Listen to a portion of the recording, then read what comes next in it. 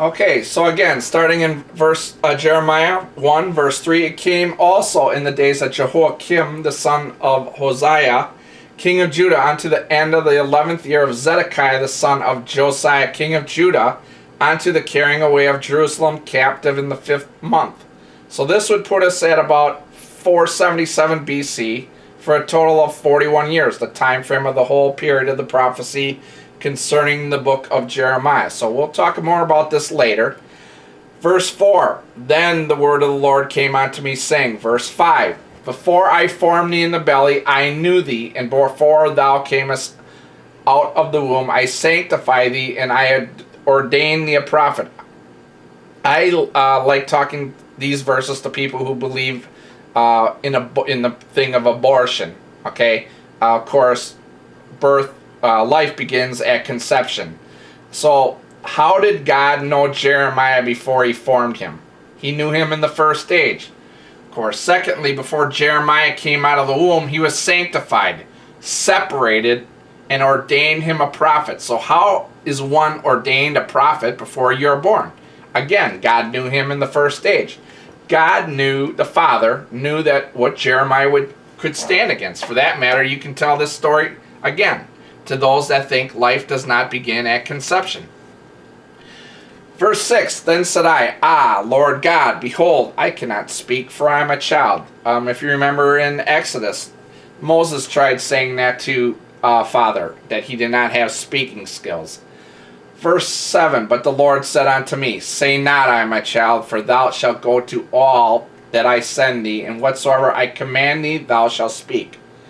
So where's another witness? Again, we're going to go to chapter 1 of Ephesians, starting in verse 4. Paul gives a great witness to this.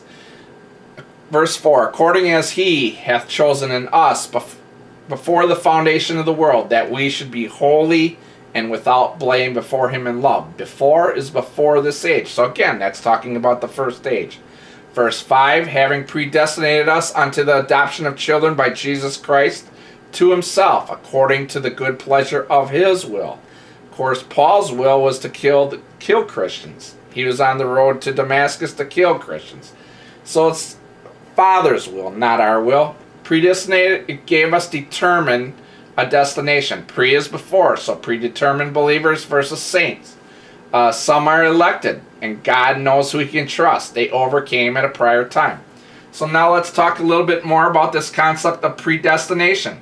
Go to the book of Romans. Again, Paul. Romans 8, verse 26. Likewise, the Spirit also helpeth our infirmities, for we know not what we should pray for as we ought, but the Spirit itself maketh intercession for us with groanings which cannot be uttered. Infirmities, of course, are weaknesses.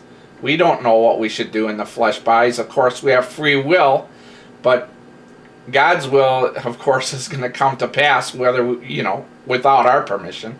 Verse 27, and he that searcheth the heart knoweth what is the mind of the Spirit, because he maketh intercession for the saints according to the will of God. Your heart is your mind. God knows the minds of his saints, of his elect. Verse 28, and we know that all things work together for good to them that love God, to them who are called according to his purpose. So called according to his will and his plan. Okay, you did not volunteer. Okay, God called you.